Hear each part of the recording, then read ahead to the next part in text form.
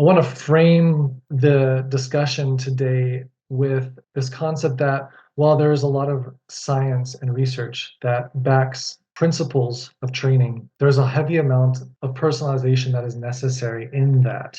So when you think about the best training plan for you, there's a lot of guides, whether it's a generic plan or apps that are based on data trends, or even working with a coach with a personalized training plan. There always needs to be a little room for adaptability. And a lot of that accounting for your unique goals, your motivation, your running or fitness background, whether you have a history of injury, and then just your life schedule. Rarely does training go 100% to plan because life happens. We get sick or have different events scheduled. So that adaptability mindset is really important to have a successful training experience and get to that starting line feeling ready and healthy on race day. So I want to frame that in all that we'll discuss. And again, there's a lot of components in marathon training, not all of which can be delved into tonight. But I want to highlight what I think are some key subjects that I would consider in putting together a training plan and to ensure that you're, again, getting to your goals both safely with the lowest risk of injury, but also successfully. So we'll talk about components of performance. We'll talk about running form briefly, the nature of avoiding training errors, and then the meat of training, improving endurance and speed, basic template for training cycles and approaching race day, race week, and then some additional factors. So when I think of performance, there are three key components when we talk about distance running. Training is fundamentally any sequence of activities to increase your performance. Performance generally being measured by the distance you run and the time you run it in. What defines that performance are endurance, strength, and speed. And endurance is one of the most common and focused on elements, which is how long basically can you run. But strength and speed are interconnected and essential to that success. Strength being the force at which your muscles exert energy. And then the speed, not to be confused necessarily with how fast you go in a certain time frame, but how quickly basically your muscles are being recruited. So there's a level of genetic influence to speed, but also some level of it can be trained. But it's basically the neurological side. But they all can't really be dissociated and they all overlap and influence each other, even with just basic slow-paced running. And I'll delve into that a bit, but I want to further frame the conversation when we think about performance as those three key components. I'll focus a bit more on endurance and speed today, but strength is an immensely important subject, and you can really delve into that more. We've done a workshop called Strength Training for Runners. All of that is on YouTube if you'd like to just catch up and get even more into the details of that subject. But first, before even thinking about training to some extent, and again, none of this really can be dissociated. I think there's so much overlap and they're so interconnected in importance. But running form is, I think, one that's most commonly overlooked. My partner in arc running, Eric Laterhouse, is a physical therapist. He would agree that the two most common causes of injury are running form vulnerabilities and training error. And I'll talk about both of those. But first, just from a positive standpoint, running form matters because it can influence your performance, both in energy efficiency and in speed. And there's a lot that can be delved into each of those, but just some basic notes for now. There's been research that shows oxygen consumption dynamics being far more economic with those who have good running form versus those who don't. Furthermore, speed, maximizing your biomechanical potential, which has to do with angles of arms and legs and how the center of gravity are all working together. That can be improved just by improving your running form. And while strength isn't necessarily a benefit in terms of results from improving running form, strength is, again, another essential component to helping support good running form. But another key thing with running form is reducing the risk of injury.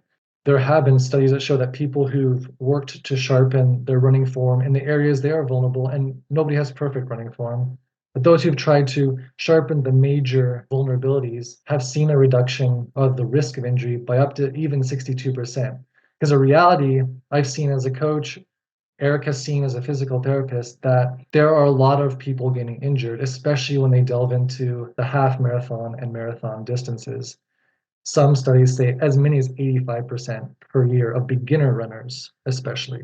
But veteran runners know they're not invulnerable as well. And so, again, when you get into those longer distances, you're just stressing the body at a whole new level. And so, any vulnerabilities tend to be exposed. So, a couple things that I look at in running form and that you can start being mindful of is posture, because it influences how the body's center of gravity is. And again, oxygen airways, biomechanics. What are the arms doing? The arms kind of direct much of our momentum. Braking force, or how the foot is striking the ground, is the most common culprit, I think, of injury issues going up the leg, whether it's affecting the foot, the ankle, shins, knees, hips, lower back. The cadence is also in the conversation, pelvic drop, how stable are the hips and the glutes.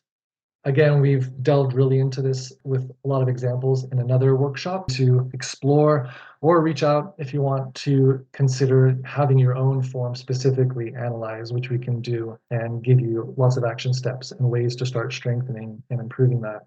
But the other major thing in terms of injury prevention, along with running form, is training error, especially with beginner runners, especially those just trying to figure things out, following a generic plan, is they do too much too soon, whether that's the intensity, like how aggressive the training is or how long the mileage is. And so the need there is for an appropriate training progression. And why that is because when there's too much too soon, the tissue, meaning your muscles, your ligaments, your tendons, two things can happen. It's not strong enough to resist all the forces, the stress that is being impacted on it. And so there's a need to progressively load that tissue through fundamentally running, but strength training can come in and be a really key tool in helping with that.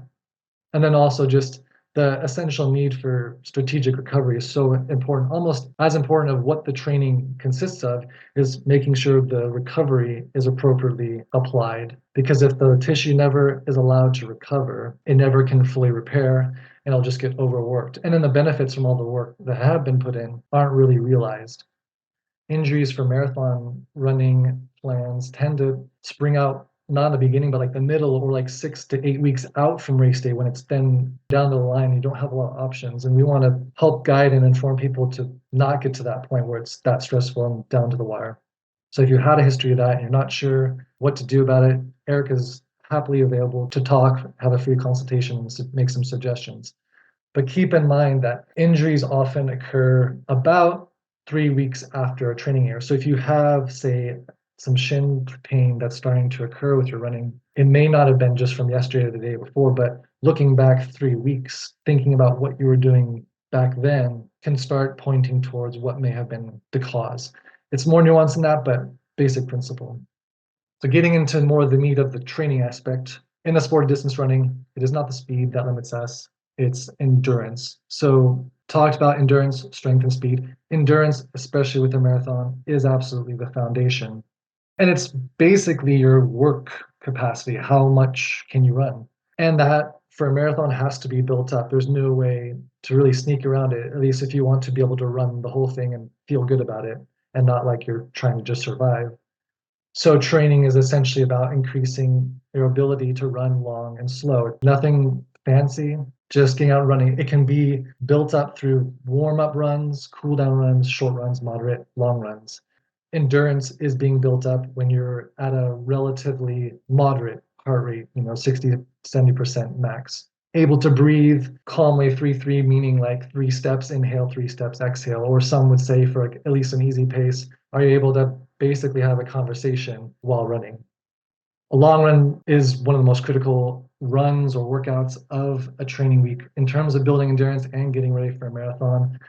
One of the safer margins for that, and this is an area I see a lot of people make errors who particularly have gotten injured, is that it should roughly be 25 to 30% of the weekly mileage. So if someone's at 40 miles for the week, theoretically it's about 10 miles for the long run. There's margin for that, but where I see problems occurs when people do like 50% plus all in that one long run. They're doing a 20-mile run and they're only doing 40 miles that week. You can get away with that to an extent, particularly younger athletes for at least a while, but it generally creeps in even for the younger runners, and it's just a lot. And there's a lot of factors, again, running history that can influence how resilient the body is to that and other things. But that's a general principle for keeping the lower risk of injury. Another general principle with some margin is thinking of how mileage is built up week by week. There's this standard 10, 15%-ish increase a mile. So if 20 miles was run last week, building up to 22 to 25 miles in the next week. But then there's even variety of how fast or often you're adding mileage. There's ways of building 3 weeks in a row and then decreasing on the fourth week is sort of like a mini taper week or recovery week. There's no absolute right way, but I've become pretty fond of this idea of every third week increasing. This is for myself, even like running the same mileage 2, or if you have time, 3 weeks in a row and then building it. But it also depends on what phase of the building you're at. Earlier phases, when starting from scratch, I think there can be a little bit more rapid building, but all of it has to, again, consider the individual runner's background. And some beginners may benefit most from starting with walk-run progression to build up that confidence, build up that endurance. So again, in all of that, because it's building up your workload, recovery is essential though, because it's going to be a lot on the muscles. And recognizing that soreness is often the highest the second day after, particularly a more stressful workout, and that's relative to the individual. So considering in the training plan, maybe 2 days after a hard workout shouldn't be another really massively hard workout because the body is going to feel the most stressed, or even sometimes the next day where the risk of injury is even higher. So there's just factors to consider as you map out your weeks or even the mini cycles of months, where other recoveries fit in. And they can be active recoveries. Recovery doesn't mean necessarily doing nothing, but some kind of recovery which is not as stressful on the legs, whether it's an easy short run, biking, swimming, cross training, something of that nature. So endurance will get a runner to the finish line. That's the essential thing. But endurance with speed will get the runner there first. So speed, especially if your goal is to maintain a certain pace at a certain time, speed can't be ignored. It's also where most people that have started establishing themselves in marathons, maybe they started with purely plans that were based on endurance training, which is a great way to start. But that'll only get them so far. Like, okay, well, I want to get better now. The training has to get a little more nuanced, including elements for speed.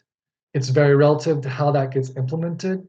I'm personally a fan of what I call non-linear periodization. Periodization is basically that adaptation cycle or progression. Linear periodization would be you're just doing basic slow running for X amount of weeks or however long, and then you start doing speed. Non-linear would be you're integrating little bits of speed all throughout, so they're overlapping. And so I like to use as an introduction to speed, because you can't go out and just do heavy interval work right off the bat. You have to allow the body again to adapt to the speed demands because they are more stressful than an easy run. But things like strides at the end of a run, which are just like maybe 100 meters, or fartleks, which are like 30 seconds to start with, integrated into long runs or short runs or medium runs, are great ways to start training the body to handle the stress, but also it's training that speed element, the motor control, how fast neurons are firing and how quickly the legs can move. I believe it's really important to start integrating it pretty early to start adapting and being ready for those demands in training. It's also really important to consider holistically what is the course you're going to be running. Training for the Boston Marathon versus the Chicago Marathon. Boston has a lot of descent and ascent, so it's very rolling, very demanding, versus Chicago, which is quite a bit flatter. So those things have to be considered. Or if you're running a trail marathon, what is the course going to be like? So you want to make sure at some point strategically the features of the race are being integrated and adapted to progressively, so that when you get to race day, you're ready for it and it's not a surprise, both mentally and physically. And again, speed training is going to be informed based on what's their goal time. A lot of apps tend to use heart rate as a measure of effort. There's a lot of research that talks about the limitations of using heart rate as a measure because it's actually quite subjective when you talk about max heart rate. There's the general formula of 220 minus your age, but that's like such a basic standard, it's actually not that accurate. They have to start somewhere with some kind of metric, but looking at your own heart rate trends, if you have that kind of data is important to then compare among yourself, but it has to be weighed alongside perceived effort. Like, does this feel really hard? Do I feel like I'm stressing myself? And then alongside that, looking at your training pace, using times over distance based on personal records and some other factors, to use all those to inform how fast should I actually be training. Because again, there's a limit. If you push yourself too fast, too strenuously, the likelihood of injury is very high, and it's not going to really benefit someone. This is kind of reiterating some principles, but the idea of in speed training, tempo is about sustaining a specific rate of motion. Anybody can run pretty fast. It's just how long can you sustain that? So tempo is in speed training is about prolonging how long that tempo can be maintained. And it's partnered with power, again, which is developed by things like strength training, which is how much basically does each step get you, how much distance. So tempo, power, those all are integrated in things like strides, fartleks, interval training. Those are three key models of interval training I like to use or think about, which is based on the Jack Daniels philosophy. They're different speeds with slightly different physiological benefits, but all have their value and all have their place, and they all have their percent that they should equate to for the week's mileage. And I delve into that a lot more detail in a previous workshop called Principles of Training if you want to delve into that. But as a basic template, really basic and more conservative, for thinking of a training cycle, I could encourage someone to think about their quote unquote preseason or their base training phase as 3 to 4 months. That's a really good time frame. If you're building from scratch, that is, like if you've never run or you've not run for a long time and so you're completely deconditioned, I think 12 to 16 weeks is necessary to safely rebuild that base conditioning. And it's mostly just running, simple, easy, low heart rate running, maybe with a little speed thrown in towards the end. But it's just building up that work foundation. And that preseason, I think, can be one of the most critical times to think about form, sharpen form, and then, incorporate weight training. And weight training can have all sorts of iterations or even be partnered with things like yoga, other physical activities that are fun. But the key being race specificity again, like we think about the course running, when it comes to weight training, it actually doesn't have to be that fancy. You don't even really need a gym. It can begin, and a lot can be gained by just body weight based resistance training. Integrating that into the race season can be seamless. Maybe towards the end, the final month, 2 weeks, some of that's going to need to be considering race goals, and maybe that has to taper a little bit, but they can be fully integrated. You don't want to do a really hard interval workout running wise and then go right from there to do a heavy leg workout in the weight training center.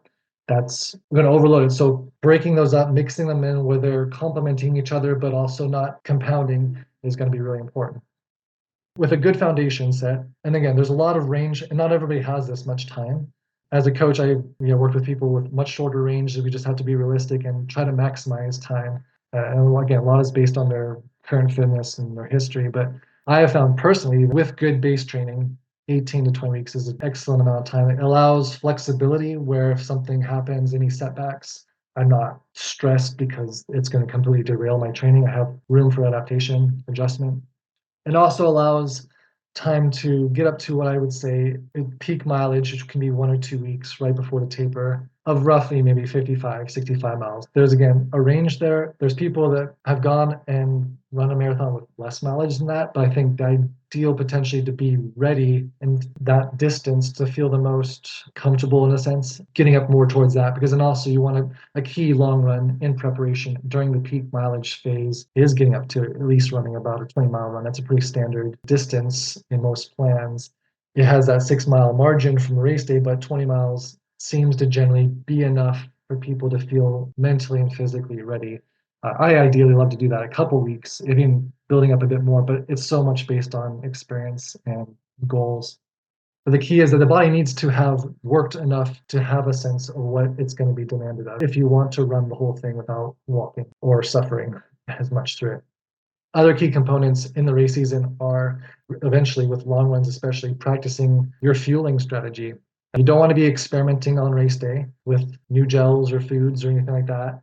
You want to have it completely locked in based on experimenting during runs. If something doesn't go well on a training run, the consequences are not quite as grave as if it happened on race day. So locking that in, whether you want to use gels, chews, when you have water, how much you're doing, all that is ideally locked in.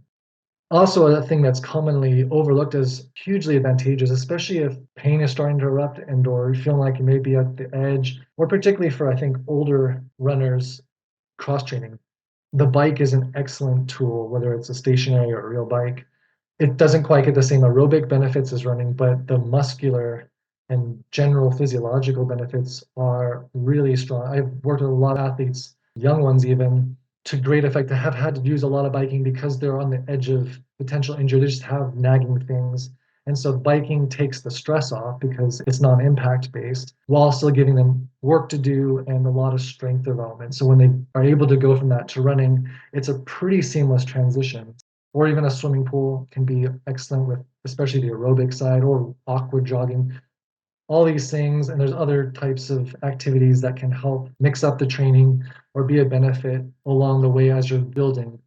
When you're thinking about race day or race week coming up, many people have heard of tapering. It's not an exact science, but the concept is lowering your volume while sustaining the same intensity, keeping the daily rhythms going. So because your body gets honed to that, including its digestive system and metabolic system. If you reached a peak of 65 miles, the taper's starting to cut that down so that the body's still running the same intensity, but it's like, wow, I have more energy and I'm recovering more because I'm not demanding as much, but it's ready to go. It's kind of sharp. 1 to 2 weeks, I think, is the maximum. I think 3 weeks is getting a bit too long. It can be a bit disconnecting from intensity, but again, it's not an exact science, and there's various factors to consider. If your race is on a Sunday morning, starting to implement having your long run on a Sunday morning, or whatever time or day it is going to be on race day, start doing that weeks out, because then again, our bodies get into a kind of rhythm. That consistency is so essential for sleep, for appetite, for recovery, for being ready with energy to go. The more that's consistent, the better. And so adapting the long run to that time, then it'll feel just normal. You're like, your body's used to getting up and doing a long run Sunday morning. So race day, it's like, yep, this is what we've been doing for a while, ready to go. Carb loading, again, is not an exact science, but the principle of it is that when you're assuming you need to be increasing the calories when you're increasing the miles to fuel yourself.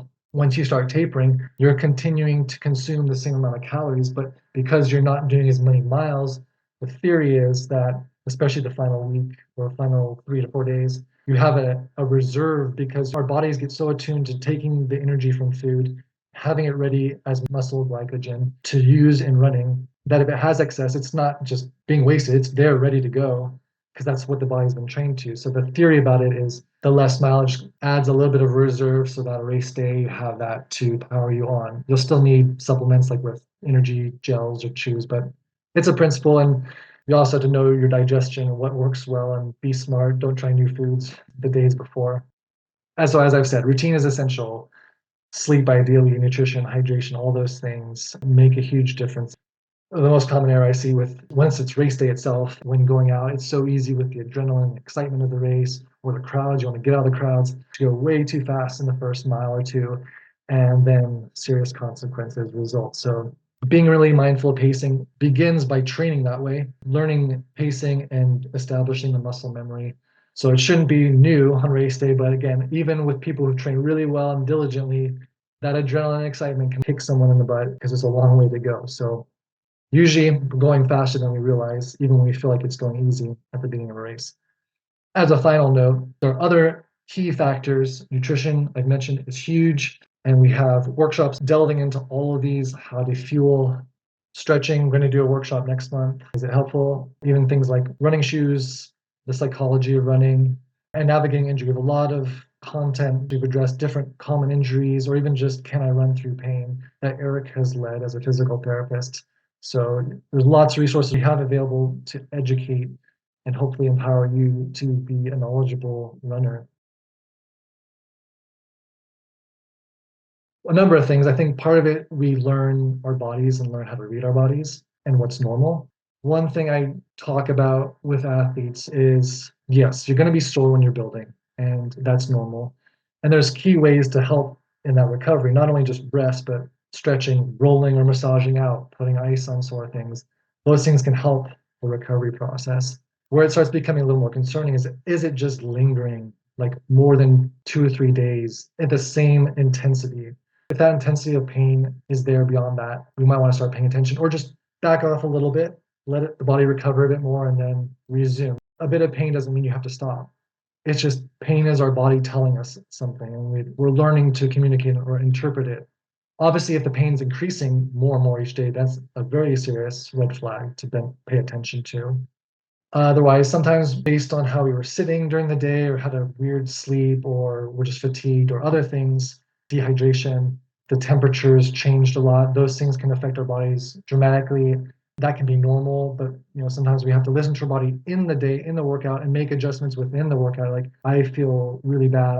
I'm not going to be able to run that 10-mile run today. I need to cut it in half or whatever, or take down the pace.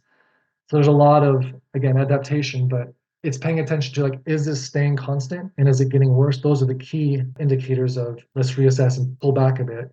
But if it's just lasting at a basic level and then getting better after a couple of days, it should be more in that normal quote unquote pain.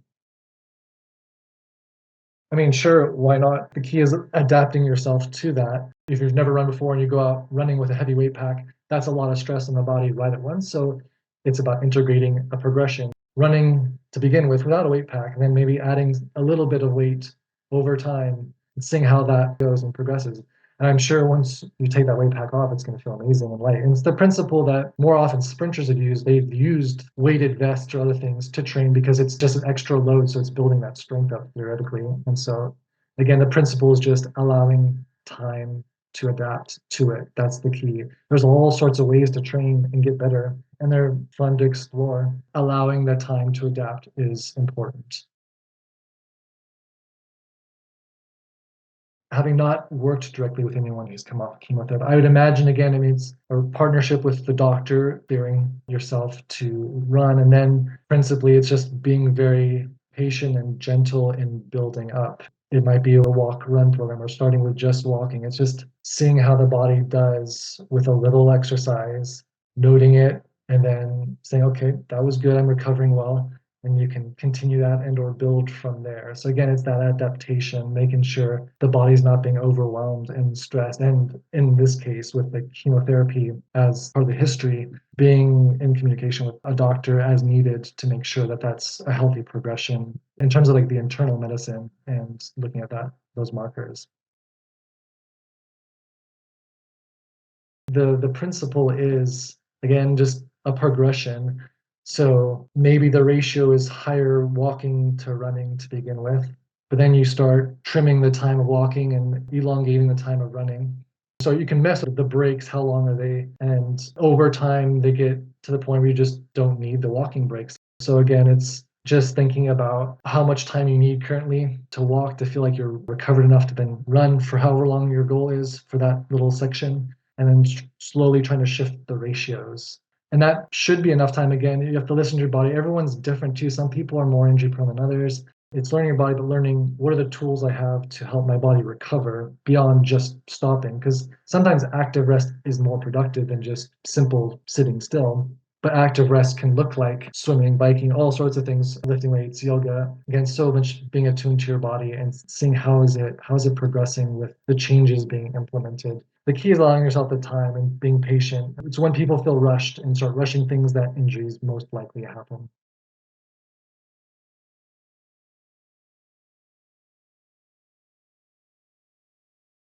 A really popular form is doing like a half marathon in the middle of a marathon training cycle. It's a great way to test out how's my pacing for the marathon or going faster, trying to get a half marathon personal best. But I love integrating in a progression, 5K time trials. They don't have to be official races, just like go out and race yourself. A 5K, a 10K, half marathon. Having different little speed goals can be fun, hit personal bests. And with the speed interval training that I usually include, I'm trying to set them up to maybe even have best times in the 5 and 10K. So there's a lot of freedom there. Even doing a mile, just see like what's my best mile time now can be fun, especially for people who have never done it or haven't done it since high school or something. There's no like absolute necessity, but a half marathon is the most standard, solid one to get a sense of what's probably reasonable with marathon pace, but it's also not the full picture because hopefully you're only halfway through the training, so you have a lot more work to do to get ready for the marathon. But it can be a good reality check and just paying attention to data like what do my easy runs tend to be pace wise, or how am I handling speed work? And as a coach, I'm using formulas and things to help define again the speed pacing for interval work to be appropriate to their goals. And it's a progression itself. So like intervals will start with shorter distance and progressively get longer as the body adapts. And so that data helps for me as a coach and hopefully as an athlete build confidence in seeing what is possible. If your marathon pace is X and you can't maintain that at 10 miles 4 weeks out from the marathon, probably the marathon pace goals need to be adjusted. I don't have an exact formula for calculating from a half marathon to marathon, but it's going to generally be a little slower pace. But so many people haven't tapped into their full potential either, so it's really open and depending, unless they're like a seasoned veteran who's really locked in. But a half marathon is a great predictor. The tools I often turn to, it's context specific of what I'm feeling. I have my own vulnerabilities I'm aware of in terms of my running form, or what muscles tend to feel stressed when I'm maybe pushing it a bit too much too quickly. For example, like shins, calves. I love rollers or something to massage out the muscle, helps with blood flow, maybe sometimes even working out scar tissue. Putting ice on it helps with inflammation and healing. I do that regularly, like every day after a workout, after stretching and cooling down and everything, like 20 minutes ice can go a long way, or ice baths. Sometimes heat's necessary, especially pre-run, to warm something up if it's just very stiff. So strategic recovery looks like many different things, also based on other life factors. Some people who are sleep deprived, that starts having a lot of consequences. So the fundamental recovery strategy is like if you can get more sleep because that covers so much, or you're not eating enough and your body's kind of breaking down, you need to make sure in the quote unquote sphere of recovery that you're fueling well and hydrating well, because sleep and hydration and fuel, if those aren't strong, everything else starts falling apart. It doesn't matter how good the training is, unfortunately. So those all have to be factored in. It's context specific. Sometimes pain isn't even necessarily related to the running. It could be rooted in something like how you're sitting at work, or the work demands, or other history of things. And so how those are responded to can vary. Some types of injuries, there's a rest period to let the inflammation go down, but then the rehab process includes loading, a gentle progression of loading the leg with body weight based strength training or resistance training, or then incorporating some hand weights because some tissue needs that load bearing to recover in the proper way. It totally varies in terms of the timeline. I tell athletes, when you start feeling something, especially if it's been for a couple of days, let me know because then we can always adjust. But if you wait 2 weeks, sometimes at that point it's more at a breaking point, and then the recovery is longer than if we had caught it early on. A little adjustments in training can cost almost nothing and be the solution to a speedy recovery. If you're trying to run through it and it's pushing it just more and more to the brink, sometimes the consequences then are having to stop and let it fully heal because some injuries can't be run through. And that's really frustrating. You don't want to lose that momentum.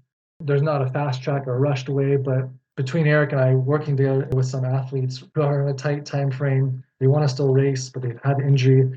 So he's worked with them on the recovery side, and I'm trying to get them gently back and be ready for training. And that might be including a lot of cross training to keep fit, but maybe they're not ready to be running yet because of the demands of that. And so that's the fastest way we can safely and effectively get them back. But it's very subjective. It's an interesting question because I've seen some research. I don't know how extensive it is. I haven't delved into it heavily in terms of like sleep science, but I have seen some things regarding adrenaline that suggest that men's adrenaline gets boosted too much. You did a lot of physical activity right before bed, whereas in women could benefit sometimes, especially if the race is the next morning, by doing a little bit of some push-ups or sit-ups or some really basic exercise right before sleep. I think it's quite relative and it's something to experiment with as an individual because everyone's a little different.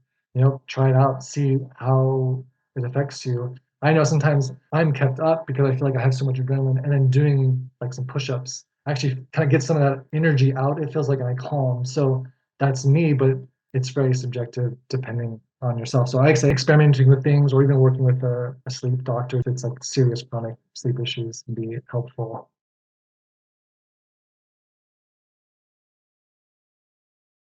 Great question. We actually have a lower back pathway and also done a workshop on that. Eric loves the lower back and he could give you more pointed advice, but there are definitely some core strengthening things to consider. Sometimes it's connected not to the back, but like the glutes, the hips. So some of it has to be assessed in terms of what's triggering the lower back pain. That's with any injury or pain issue is the real question has to be what is causing this? Identifying that is the key to figure out how to then address it. Physical therapists, I think, are great sources of information and guidance in that. Sometimes doctors can be, but sometimes they're not looking at it the same way. And so if you've been struggling with lower back pain and haven't been able to figure out what's triggering it, because sometimes it could be just from how you're sitting at work again, or having to drive a lot. There's things to consider maybe either in lifestyle, but various core exercises and other types of basic body weight based drills that can help start reinforcing the posture to support that lower back. I have a really long back, so I've had to do a lot to help bolster it. And yeah, things like planks, core that's not just the main rectus abdominis, but the oblique muscles and other muscles, all that helps my core be strong and stable to support my spine. Yeah, again, it's quite subjective. We've actually also, again, had workshops with a couple mental health professionals who start delving into mental strategies for that. I mean, I think knowing your why fundamentally is huge. Not just to hit a time, but like why running. That can be a big factor. I fell in love with running because of the community. And so running with other people helps a lot because it also kind of takes my mind off myself sometimes to be with others. Or I love running, trail running, and being in beautiful places. That takes my attention to my environment. Some people will benefit from listening to music or other things. So sometimes fundamentally it's distracting oneself from the pain or discomfort. But if it's like, oh, I'm not hitting my time, and that's like the main thing in your head, that is really hard, especially happening in races or even before races. It's part of the learning process, and you have to experiment with what really works for you. Sometimes in a long run, like I've had a marathon where it just my digestive system was off and my pace started deteriorating in the second half. And so I had to decide what am I going to do about this? My main goals kind of slipping out and no longer possible. But I usually also approach a race with, and I encourage athletes this way, my ambitious goal, my realistic goal, or a couple levels of goals. And sometimes in the race, I have to adjust my expectations. And sometimes the most tragic times is like, I just got to finish. Finishing this will be a victory today. And with training, I think it's a little easier because the stakes are not as high. And sometimes it's not being so married to the watch. Sometimes just take the watch off. So all the data now that watches are providing, it can almost become an obsession for some, like hyper fixating on pace, stride length, or heart rate, or whatever. And sometimes there's a purity in just taking the watch off and just going out and run based on feel and perceived effort and not worrying about the stats on that particular day. I think that can be a good mental break. We do want to have those stats that are valuable and they help keep us accountable to pushing. But sometimes we just need to be relaxed and just enjoy it, be present. And sometimes we just need to stop and reset, breathe a couple deep breaths, stretch a bit, loosen up, and that's okay too. Or breaking it down into smaller goals sometimes can help. It's experimenting and sometimes it's building up your arsenal because even things that work one time may not work another time. So you want to have a lot of things you can pull from. And so the more you learn and experiment with, the better. But I think having the support of someone else can be one of the biggest things to help get through those struggles.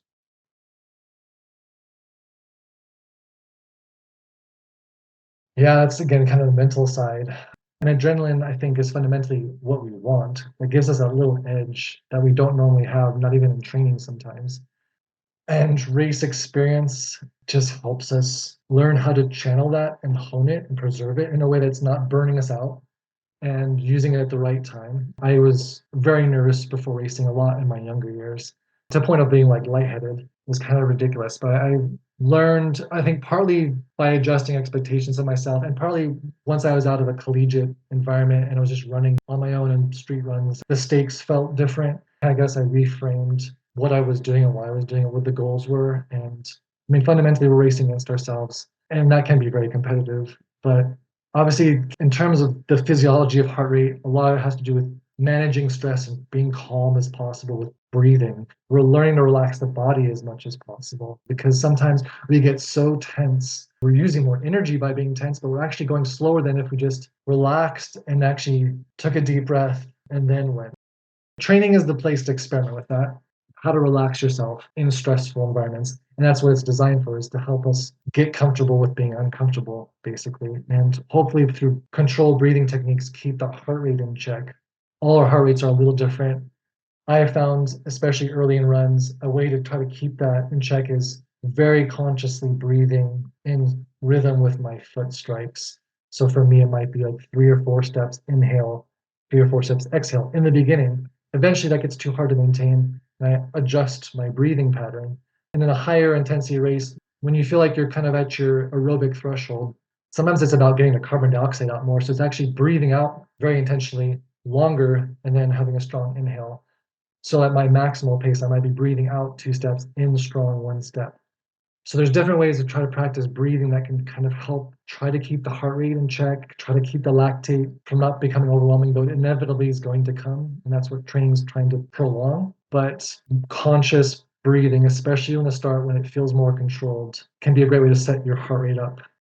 Having those rechecks later in the race, here I like to take a big breath through my nose because it activates the diaphragm really well.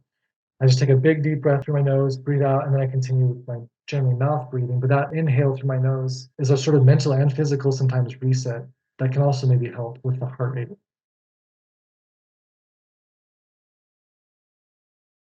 As I understand it, the data they're giving is adapting to your data trends. So it's not complete without merit, but I think it's a basic guide at most. And so you can use it as a guide, but more importantly is listening to your body and seeing what helps you the most, what you need. Sometimes it might be saying you've done too much working, you need a rest day, and you're like, no, actually, I need another active recovery day. Garmin rest recommendations also don't necessarily allow you to reach your weekly mileage as you ramp up, as they are generally more conservative than you can be if you know your body and your own recovery needs and limits. I'd say take it with a grain of salt, just like with the heart rate guidance. So a lot of that has to do with pacing well, learning pace discipline. The most common trend I see is they're just too aggressive at the wrong time. If this is someone's first marathon versus like their 10th marathon, they're going to have a different experience and different wall. Generally speaking, that pacing early on is essential, but I am still pushing it to the limit from the start. And that's bolstered by my experience with training. But yet, there's always going to be a little bit of unknowns on race day. The weather. When I ran Boston, the weather was cold and wet the whole time, and then it completely dumped my last mile, which really shut my body down. So that wasn't planned, but I just had to push through it. And I had built up through experience a lot of mental resilience to just keep my rhythm going. So alongside pacing, it's learning kind of muscle memory and training that this feels like the right pace where I know I could hold this a long while, but it's also not comfortable. And then I think there are milestones in a marathon. Being very controlled the first half is key, but then for me, like getting to mile 16 is another milestone. Doing a little check-in, where am I at? Am I in a mode where I just kind of need to hold on to my rhythm, or do I have a bit more reserve where I can push a bit farther? So it's knowing yourself. When I get to mile 20, it's another check-in.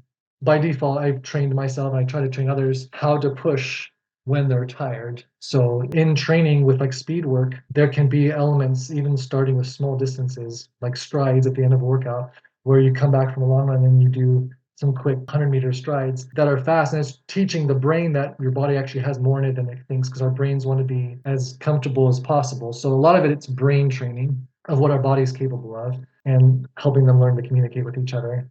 Building that confidence so you know where your limit is and how much am I willing to risk.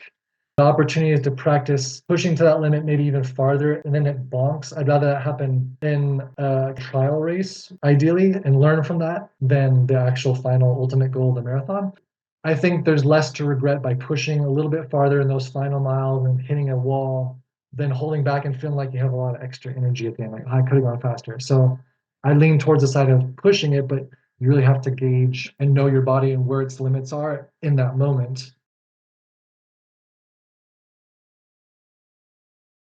That's where I kind of made the caveat. There can be exceptions depending on where the body's at and its fitness, how the training's been going, how that hectic week's also taken a toll. Because sometimes you just need to adjust that week. Like if someone's completely sleep deprived on the verge of sickness, they're like, well, maybe we need to change the weekend plan and not be a long run.